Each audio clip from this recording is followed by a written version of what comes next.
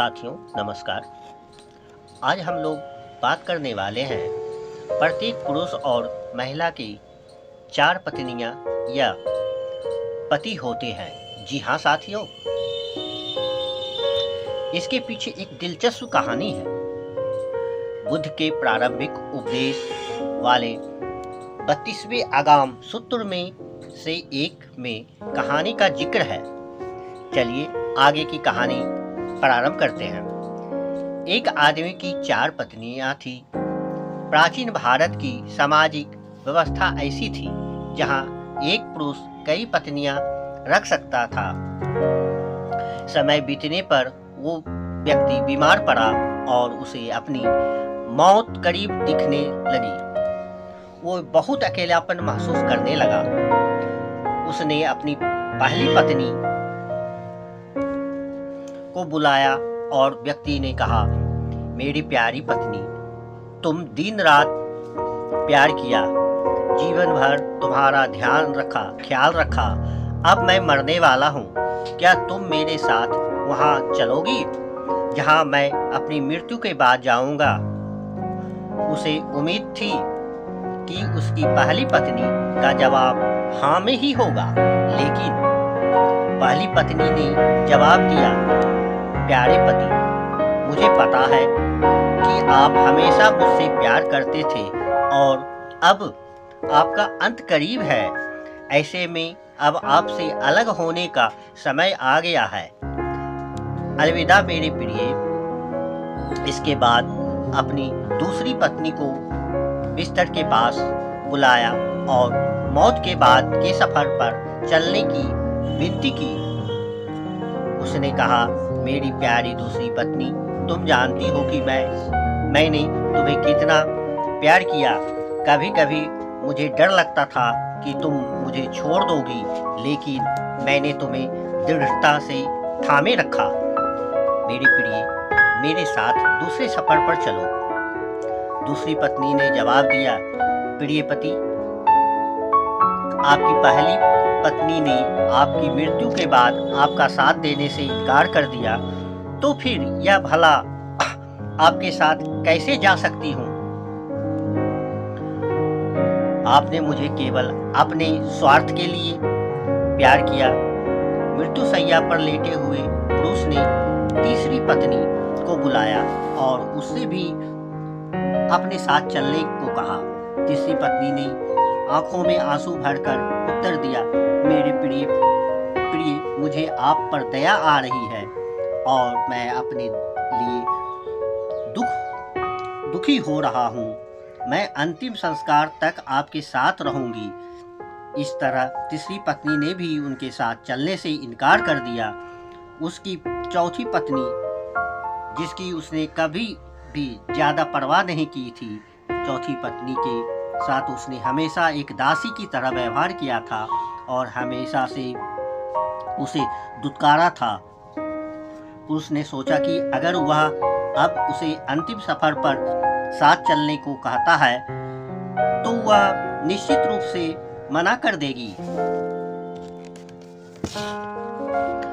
हालांकि वो इतना ज्यादा डरा हुआ था और अकेलापन महसूस कर रहा था कि उसने अपनी चौथी पत्नी से भी दूसरी दुनिया में साथ चलने की गुजारिश की।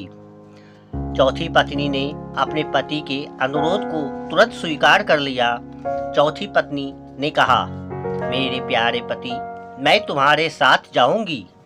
कुछ भी हो, मैं हमेशा आपके साथ रहने के लिए दृढ़ संकल्पित हूँ। मैं आपसे कभी अलग नहीं हो सकती। गौतम बुद्ध ने अपनी कहानी समाप्त करते हुए कहा, प्रत्येक पुरुष और महिला के 4 पत्नियां या पति होते हैं और एक का खास मतलब होता है। पहली पत्नी या साथी हमारा शरीर होता है, जिससे हम दिन रात प्यार करते हैं। सुबह के समय हम अपना चेहरा धोते हैं, कपड़े और जूते पहनते हैं, हम अपने शरीर को भोजन देते हैं। हम पहली पत्नी के तरह शरीर का ख्याल रखते हैं, लेकिन दुर्भाग्य से जीवन के अंत में शरीर यानी पहली पत्नी हमें अगली दुनिया में नहीं ले जा सकते।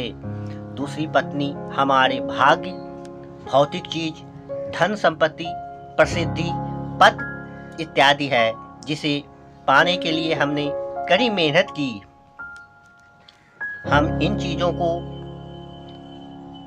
खोने से डरते हैं और बहुत कुछ पाने की इच्छा रखते हैं, लेकिन इनकी कोई सीमा नहीं है। हम इस दुनिया में खाली हाथ आए हैं और मृत्यु के समय भी हमारे हाथ खाली होते हैं।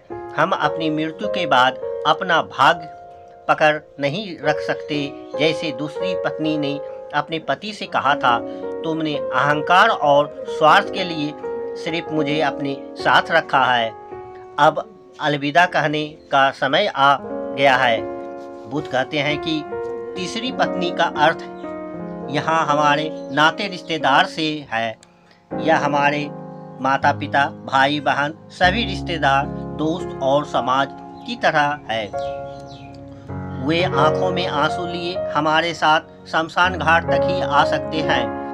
वे हमारे लिए दुखी और उदास रहते हैं, इसलिए हम अपने शरीर, भाग्य और समाज पर निर्भर नहीं रह सकते। हम अकेले आते हैं और अकेले ही इस दुनिया से जाते हैं। मृत्यु के बाद कोई हमारा साथ नहीं दे सकता। साथियों, अभी तक चैनल का सब्सक्राइब नहीं किया तो चैनल को सब्सक्राइब कर लीजिए और अधिक से अधिक लोगों को शेयर कीजिए। आगे की बात करता हूँ। बुद्ध ने कहा, चौथी पत्नी हमारा मन या चेतना है। जब हम गहराई से यह पहचान जाते हैं कि हमारा मन क्रोध, लालच और असंतोष से भरा हुआ है, तो हम अपने जीवन को अच्छे नजरियों से देख पाते हैं। क्रोध, लालच और असंतोष की ये नियम है। हम अपने कर्म से कभी पीछे नहीं छुड़ा सकते। जैसा कि चौथी पत्नी ने अपने मरते हुए पति से कहा था, तुम जहाँ भी जाओगे मैं तुम्हारे पीछे चलूंगी। साथियों, बुद्ध के द्वारा सुनाई गई यह कहानी आपको कैसी लगी कमेंट कर बताइए और कहानी को अधिक से अधिक लोगों को शेयर कीजिए। चैनल को सब्सक्राइब कर लीजिए, क्योंकि चैनल पर इस तरह की नई जानकारी व कहानी लाता रहता हूँ। अब मुझे आपसे विदा लेता हूँ। आपने अपना महत्वपूर्ण समय दिया, उसके लिए आप सबों को कोटि कोटि धन्यवाद, शुक्रिया। फिर मिलेंगे आप सबों से एक नई प्रेरणादायक कहानी व जानकारी लेकर। पुनः आप सबको धन्यवाद।